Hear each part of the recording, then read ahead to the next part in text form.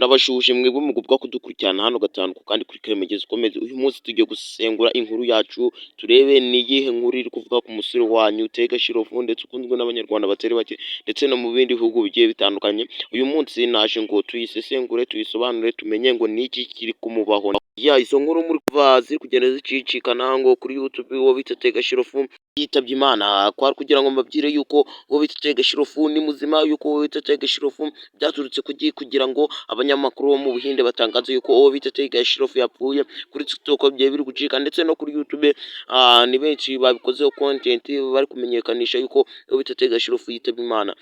Reka tubigarukeho, hari n'ikiganiro nakoze navuze ko uwo bita Tega Shirofu yitabye Imana. Reka mbabwire yuko atari byo kugira ngo bimere nguco, byaturutse kuki uwo bita Tega Shirofu n'umusore bita Ali June mwamenye ku izina rya Pushupa ku mazina ku mafilime yagiye akora gatandukanye, nk'iyo bita rimwe Pushupa kabiri n'izindi zigiye zitandukanye, yuko ni umusitari uhambaye cyane. Reka twigarukire byagenze gute uwo bita Pushupa n'uwo bita Tega Shirofu barimo gushutinga filimi. Pushupa gatatu yari agiye kuyikora n'uwo bita Tega Shirofu bagiye gushutinga iyo filimi. Baza gukora seni nyine, uwo bita Tega Shirofu agiye gukora seni, uwo bita Tega Shirofu agiye gukora impanuka y'imodoka, nuko uwari urimo abafotora ayo mashusho bakozemo uwo bita Tega Shirofu bamutwaye bagiye kumushingura, ndetse hariho ibyamamare bigiye bitandukanye kuri iyo filimi yerekana yuko Tega Shirofu yitabye Imana bya nyabyo, abipostinga ku rubuga rwa TikTok ndetse no ku zindi mbuga zigiye zitandukanye. Iyo video irarebwa cyane, yuzuza miliyoni 25 mu minota za mbere. Iyo video twavuga ko ariyo nkuru yarebye y'ibinyoma ku isi cyane kuvana nkoranyambaga zabaho.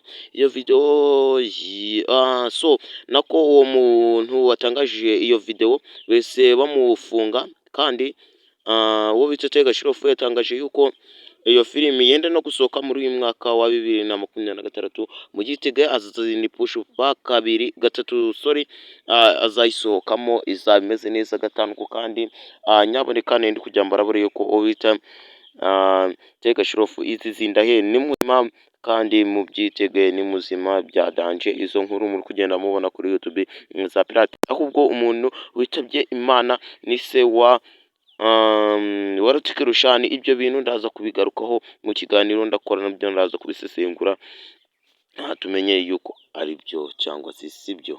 Icyo usabwa ni ukora subscribe kugira ngo ibiganiro nk'ibi ngibi bigende bigucika.